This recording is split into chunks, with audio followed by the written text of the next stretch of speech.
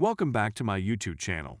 Make sure to like and subscribe to the channel for more interesting stories like these. Now, let's get into today's story video.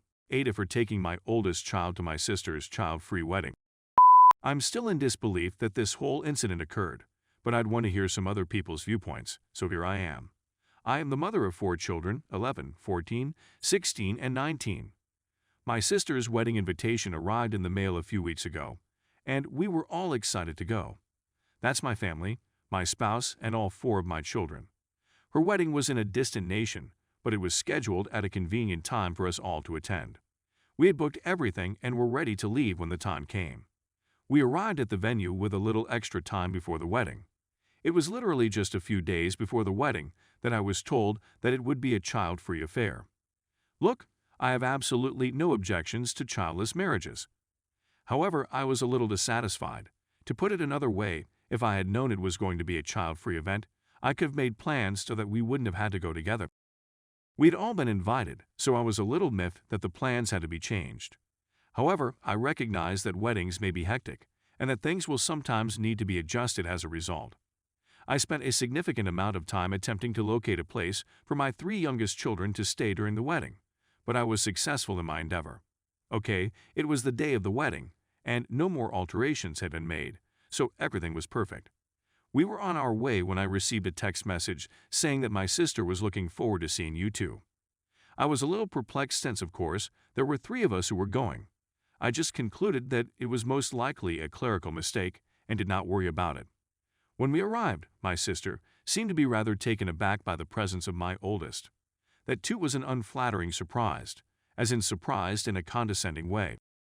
It's her wedding day, and she's undoubtedly scared, so I'll put it aside for the time being. Throughout the ceremony, I couldn't help but notice that she was paying no attention to us.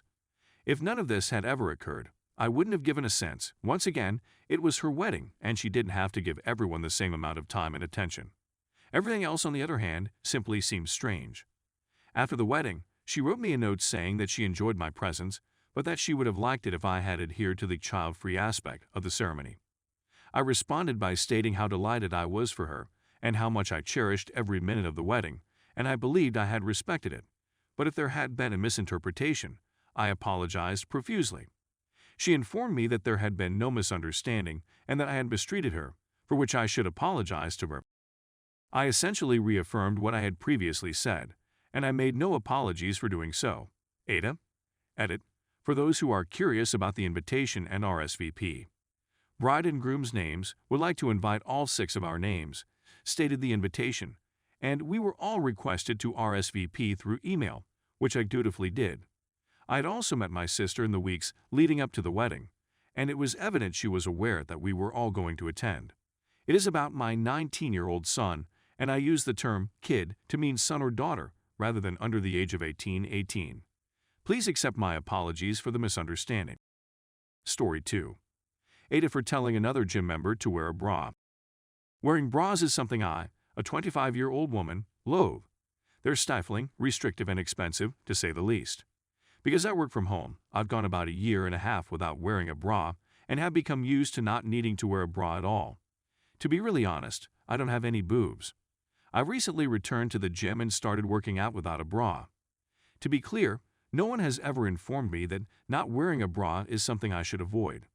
An unexpected visitor approaches me in the middle of a set of squats and taps me on the shoulder to get my attention.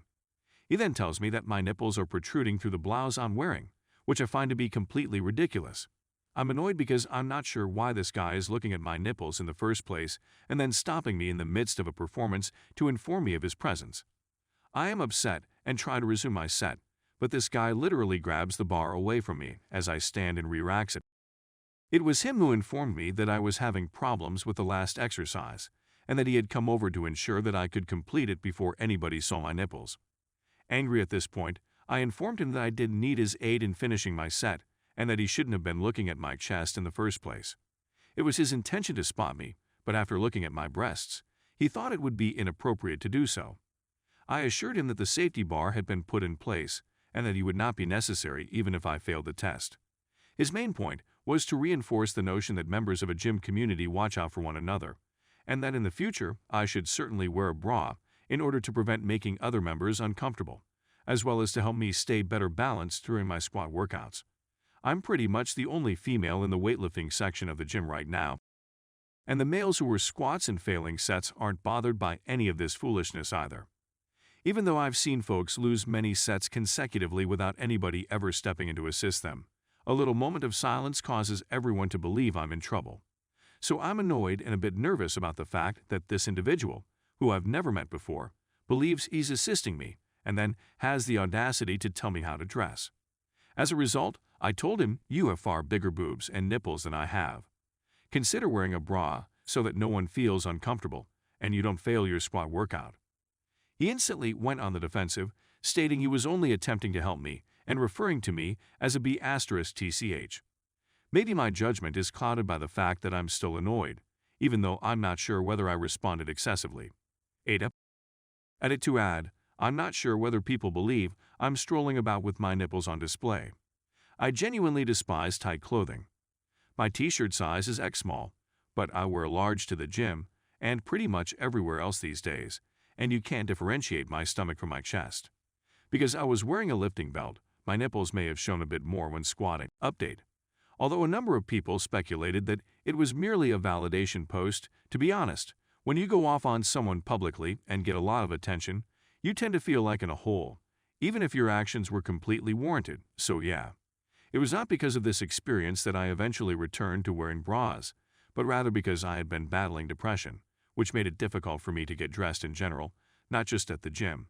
And dressing for success has been a small method of attempting to bring myself back into a healthier mental space. Anyway, the dude goes to the gym about the same time I go on most days, so I had to run into him again to get my workout done. Although I wanted to grab his bar out of pretended concern as he was crouching, I kept my distance from him and did not say anything. That is, up until a few days ago. I was deadlifting while simultaneously videotaping myself to ensure proper technique. One of the competitors approaches and says something to the effect of, "You do realize sumo is cheating, don't you?" Despite the fact that this comment is often made to me, particularly by guys who are half joking, it frustrates me and I just ignore him. He repeats it again, a little louder this time, and I don't respond. After seeing that I was recording myself, he inquires as to if I had an Instagram account. I do not post my lifts on Instagram, and whether he may follow me. I'm still not paying attention to it. At the end of the conversation, he says something to the effect of, "See, your form is so much better now that you're wearing a bra." And then I screwed it up again.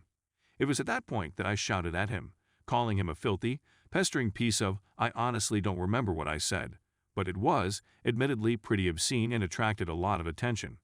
A coworker approached me and inquired as to if there was something wrong. I informed him that the individual had been harassing me for the last 2 weeks and that I wanted to speak with management about the situation. All of this was challenged by the guy, who said he was just trying to help and that I was being too sensitive. In any event, the manager came over to find out what was going on and was able to hear both of our stories. Because I had been videotaping my lifts, I had a video of him making disparaging remarks about my bra, which I showed to the manager, who immediately suspended him for 30 days and threatened to permanently ban him if he bothered me again. As a result, I feel partly justified, but also a little disappointed that just one man was disciplined for this kind of behavior against women at the gym. The satisfaction of seeing someone suffer the repercussions of their actions is great, but dealing with this sort of behavior on a regular basis at the gym, even if it isn't as visible, can be quite unpleasant. Nonetheless, it seems I'll simply have to keep my calm and continue lifting.